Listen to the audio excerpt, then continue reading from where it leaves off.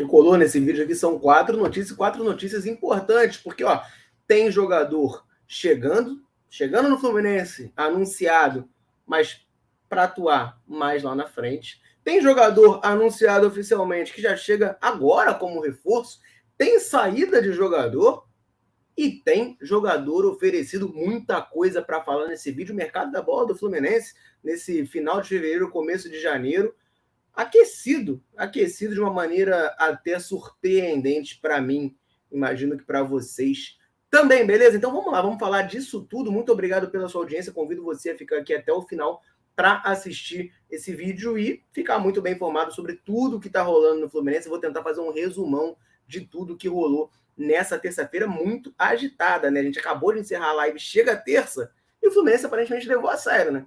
Chegou 2 reforços nessa terça-feira. A gente vai comentar sobre isso. Só antes, deixa o like nesse vídeo, dá uma moral absurda pra gente, ajuda demais a seguir crescendo aqui no YouTube. Estamos num caminho maneiro, trabalhando bastante, fazendo lives todo dia agora, segunda a sexta, às 10 da manhã aqui, para você ficar muito bem informado sobre o Fluminense e, claro, né, trocar aquela ideia, aquela resenha que a gente gosta muito.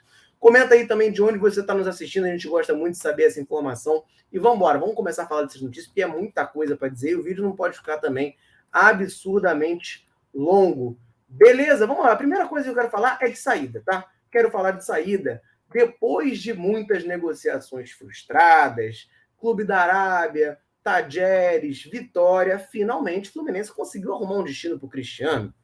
Segundo informação do GE, o Cristiano está encaminhado como reforço da Chapecoense. Ele vai chegar lá por empréstimo até o fim da temporada, beleza? E, enfim, vai atuar pela Série B, lá pela equipe de Santa Catarina. O Vitor Lessa traz um complemento dessa informação, falando que o Fluminense vai ter que pagar parte dos salários do Cristiano. Isso, infelizmente, é natural que acontecesse, porque tem um salário de Série A e a Chapecoense joga a Série B, né? Um clube que não subiu, jogou a última Série B e não subiu. Já era natural que o Cristiano, para acabar indo para algum outro clube, o Fluminense tivesse que arcar com partes aí dos vencimentos dele. O Vitor Lessa também traz a informação de que a negociação também envolve jogadores da base dos dois clubes, né? Ainda não está definido quem é, mas aparentemente o Fluminense tem jogadores da Chapecoense que interessam e a Chapecoense tem interesse em atletas da base do Fluminense. Então vai ter esse intercâmbio aí. O Cristiano joga lá na Chapecoense a Série B e o resto do Campeonato Catarinense nesse ano de 2023. É um jogador que não vai deixar saudades, né? A torcida do Fluminense detesta o Cristiano, vamos falar a verdade. Tem toda a questão dos 9 milhões, tem um peso, né? Uma pressão, uma cobrança maior em cima do atleta, claro, porque não conseguiu render, né? Veio a peso de ouro do futebol moldavo, se destacou contra o Real Madrid na Champions, etc. e tal, e não rendeu. A verdade é essa, não rendeu. Pouco mais de um ano depois, Fernando Diniz deixou claro que não ia utilizar o atleta, que não contava com ele ficou afastado. A gente está aí entrando em março e agora que está esse anúncio de novo clube. Anúncio ainda não, né? Essa informação de negociações avançadas do Cristiano com o novo clube, ele arrumando aí um destino para atuar em 2023, já que aqui no Fluminense não teria espaço mesmo com a escassez na lateral esquerda, né? Agora chegou o Marcelo, e aí a gente está esquecendo um pouco da escassez, mas Marcelo não tem ninguém para jogar na reserva dele. Ou improvisa o Alexander, ou improvisa o Guga, já que o Jorge machucou. Mesmo assim, o Cristiano não ia ganhar chance, não ia ter oportunidades aqui no time do Fluminense e está sendo liberado por empréstimo para a Chapecoense.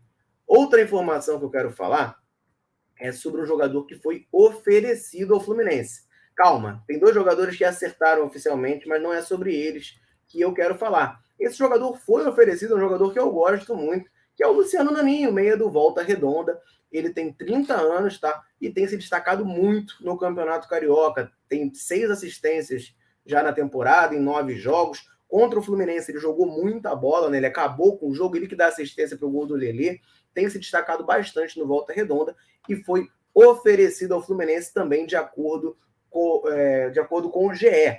Ele está sendo analisado pela comissão técnica, mas não tem nenhuma negociação aberta até o momento.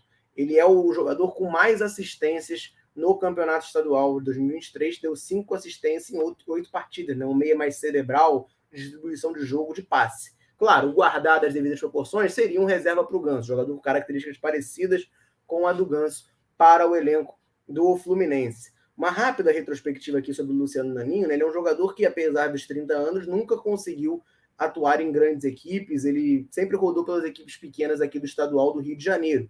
Em 2018, ele estava se destacando pelo Madureira e estava sendo observado pela comissão técnica do Fluminense. Abel Braga, na época, né, treinador do Fluminense, gostou muito do que viu do Luciano Naninho, queria a contratação do Luciano Naninho, mas a negociação acabou não indo para frente. Chegou a negociar com uma equipe de Portugal, mas, enfim, não foi para essa equipe de Portugal e acabou não vindo para o Fluminense também. Na época, o Fluminense estava interessado no Naninho e no Douglas Lima, lateral esquerdo, aquele que quebrou o Scarpa, né? Então, ele estava jogando no Madureira também, estava se destacando, o Fluminense estava interessado nos dois, mas acabou não trazendo, né, nenhum dos dois. Mas o Luciano Naninho, o que eu quero dizer com isso é que é um jogador que já está há um tempinho no radar do Fluminense, né? Lá atrás, 5 anos atrás, o Fluminense já tinha se interessado pelo jogador, já tinha, enfim, feito consulta, sondagem, e agora tem essa chance de trazê-lo, né? Foi oferecido ao clube, e assim, rapidamente dando minha opinião, eu acho que é uma contratação válida, é um meia mais cascudo, não é uma aposta, é um jogador que chega com a responsabilidade de jogar, claro. Tá atuando e se destacando no nível mais baixo, mas conseguiu fazer excelentes partidas contra os grandes times do Campeonato Carioca. Contra o Fluminense ele foi muito bem, contra o Flamengo, eu não vi esse jogo, mas o Daniel falou que ele foi muito bem, né? E eu confio na opinião do Daniel. E, enfim, conseguiu jogar contra esses times grandes, né? Então, acho que pode valer uma chance. Tem jogador que acaba se destacando mais tarde e tem jogador que simplesmente nunca teve oportunidade, né? Em um clube maior, às vezes, chega e pode render, pode ser útil. Acho que num esquema de rotação, ele não vai chegar para ser titular no Fluminense, mas um jogo ou outro, se você precisar ele entrar ali, eu acho que é muito válido. É um jogador que provavelmente vem com custos muito baixos. O Fluminense não deve ter que pagar nada pelo Luciano Naninho. Tem 30 anos, joga no Volta Redonda, provavelmente, se o Fluminense quiser ele, é a grande chance dele jogar num clube grande na carreira. O Volta Redonda provavelmente não vai prender tanto o atleta, não tem muito como prender o jogador tanto. Então, os custos devem ser muito baixos. Para o Fluminense, acho que é válida a contratação. Claro, não é um jogador que chega para resolver nada, não é contratação de você parar o aeroporto, mas é uma contratação que a mim, pelo menos, agradaria. Quero saber, inclusive, de vocês, né? Deixem aí sua opinião sobre o Luciano Naninho. É bom jogador? Vale a pena o movimento do Fluminense? Vale a pena contratar o Luciano Naninho? Solta a sua opinião aí no comentário. Porque o outro jogador do Volta Redonda que está contratado pelo Fluminense é o Lelê. Lelê ia para o Vasco, não ia para o Vasco? Pois é, o Fluminense deu o chapéu, o Fluminense atravessou a negociação.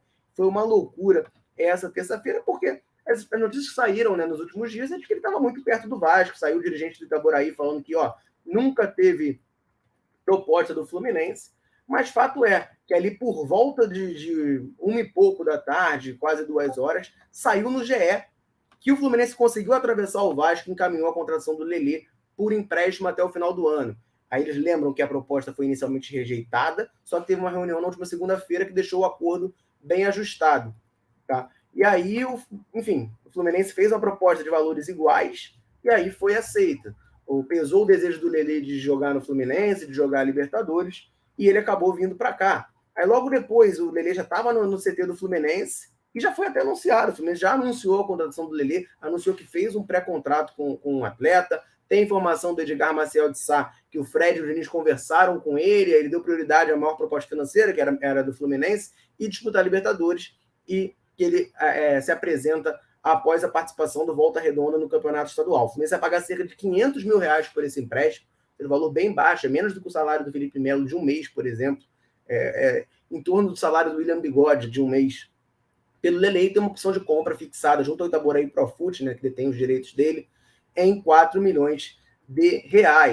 O Vene Casagrande, ele traz uma informação mais detalhada, né, sobre essa questão dos valores. O Fluminense vai pagar parcelado, tá? Vai pagar parcelado o Lelê, 3 parcelas. A primeira parcela de 200 mil, depois uma parcela de 150, depois outra parcela de 150. Ou seja, é 500 mil e ainda é 500 mil parcelado para trazer o Lelê por empréstimo aqui para o Fluminense nesse ano de 2023. Repito, contrato até o final do ano. O Vene Casagrande também enfatizou como o Fred foi fundamental para essa negociação, para trazer o Lelê, que ele sentou para conversar com o jogador, apresentou o projeto e convenceu, né, ele a vir para cá. O Lelê, que, né, fato curioso, interessante, foi confirmado, Marcelo Neves, né, trouxe essa confirmação oficial, é torcedor do Fluminense, né? Acho que isso também pesa um pouco. Eu fiz uma pesquisa depois no Facebook dele, você acha posts antigos dele falando do Fluminense, tem várias fotos dele com a camisa do Fluminense rodando aí na internet, né? Então, acho que, claro, isso tudo acaba pesando a favor da vinda do Lelê para o Fluminense. E uma informação muito importante, né, que pode passar na cabeça de muitos tá, mas ele vem após o Campeonato Carioca. O Campeonato Carioca, a finalíssima, é no dia 9 de abril. A inscrição da Libertadores é até o dia 1º de abril. E aí, como é que vai ser? Lelê não vai ser inscrito na Libertadores? Netflix traz a informação de que o Fluminense fez um acordo com o Volta Redonda, que caso o Volta Redonda chegue na final do Carioca, o que é possível, o Volta Redonda hoje está na classificação para a semifinal, então, chega na semifinal, passa, vai jogar a final. Caso isso aconteça, o Lelê não jogará as finais, vai ser liberado para chegar ao Fluminense, para, enfim, assinar oficialmente e para ser inscrito na Libertadores. Caso o Volta Redonda seja eliminado antes disso, antes da semifinal, o Lelê se apresenta no Fluminense assim que encerrar a participação da equipe do Sul Fluminense no Campeonato Carioca. Beleza? E ó, o vídeo não acabou não, porque tem mais um reforço confirmado pelo Fluminense. O Fluminense anunciou oficialmente a contratação de Gabriel Pirani, meia do Santos. Falei no vídeo lá hoje cedo, né, que o Fluminense provavelmente anunciaria hoje.